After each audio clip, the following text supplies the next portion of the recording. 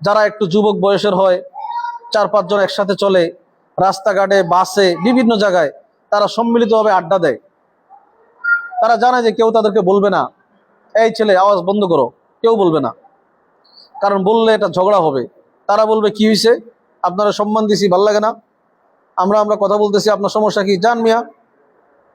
এইরকম একটা বেয়াদবির সমাজ এখন দেখা যাচ্ছে। কিন্তু ওই ছেলেরা যে আড্ডা দিয়ে বাকি মানুষদেরকে কষ্ট দিতেছে, যাদেরকে কষ্ট দিতেছে তারা তাকে বকাঝকা করতেছে না, কিন্তু তাদের বদদোয়ার কারণে এই যুবকদের, এই ছেলেদের কর্মজীবন, ব্যক্তি জীবন, ভবিষ্যৎ জীবন, দাম্পত্য জীবনে বড় ধরনের ক্ষতি হয়ে যাবে।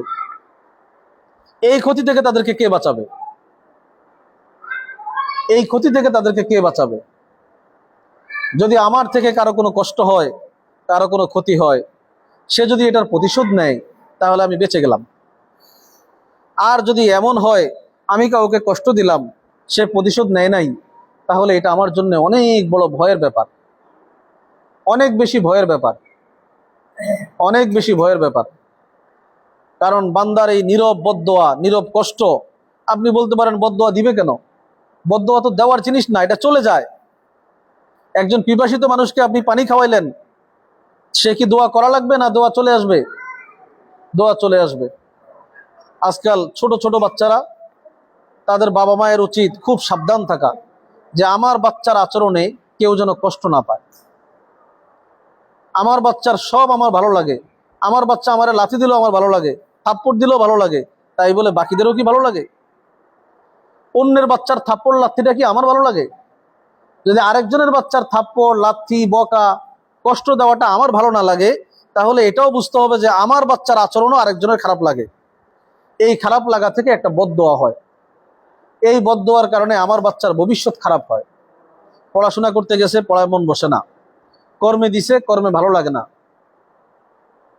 যেই কাজ তার জীবনের জন্য উচিত সেটাই সে বুঝে না। একটা মেয়েকে ধরে নিয়ে আসছে, এক জায়গায় এক ঝামেলা পাকায় ফেলছে, একজনের সাথে ঝগড়া করে মারামারি বাজায় দিছে। এই যে খারাপ, আমার সন্তানের অকল্যাণ, এটা কিন্তু কারো না কারো বদদোয়ার বিষয় হইতে পারে। প্রত্যেক ব্যক্তির ভালোর পিছনে অপর ব্যক্তির অবদান আছে, প্রত্যেক ব্যক্তির খারাপের পিছনে অপর ব্যক্তির অবদান আছে। যেই মানুষটাকে আমরা নেককার দেখি, যেই মানুষটাকে আমরা ভালো দেখি, যেই মানুষটাকে আমরা সফল দেখি, এই মানুষটার এই সফলতার পিছনে কারো না কারো দোয়া, কারো না কারো চোখের পানি, কারো না কারো চেষ্টা, কারো না কারো চাওয়া থাকবে। ঠিক তেমনিভাবে কোনো বাচ্চা যদি নষ্ট হয়, কোনো বাচ্চা যদি ক্ষতিগ্রস্ত হয়, কোনো মানুষ যদি বিপদগামী হয়, তার এই বিপদের পিছনে, তার এই অকল্যাণের পিছনে, তার এই বিপদের পিছনে, মুসিবতের পিছনে কারো না কারো অবদান আছে।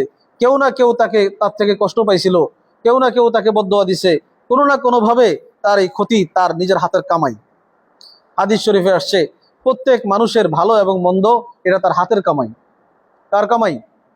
নিজের হাতের কামাই। এজন্যে আমাদের উচিত হবে আমাদের সন্তানদেরকে এমনভাবে লালন করা যেন তার থেকে কোনো মানুষ কষ্ট না পায়। মা বাবা কষ্ট পাইলেও কষ্ট নেয় না, মা বাবা তার জন্য দোয়া করতেই থাকে।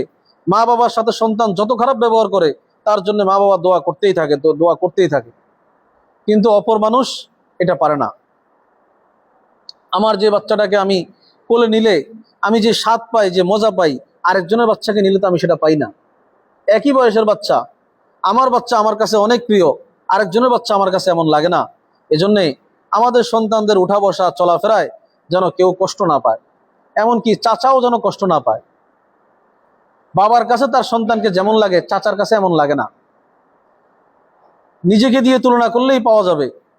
চাচিও যেন কষ্ট না পায়, এরকম ভাবে প্রতিবেশীরাও যেন কষ্ট না পায়, এমন কোনো আচরণ যেন আমার বাচ্চা না করে।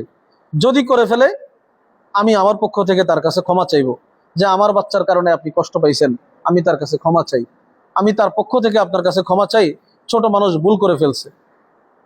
এই আদব, এই ভদ্রতা যদি আমরা শিক্ষা না দেই, তাহলে মানুষের বদদোয়ায় আমাদের সন্তানদের জীবন বড় ক্ষতিগ্রস্ত হয়ে যাবে। আল্লাহ পাক আমাদেরকে সব মানুষের নেক দোয়ার মধ্যে থাকার তৌফিক দান করেন।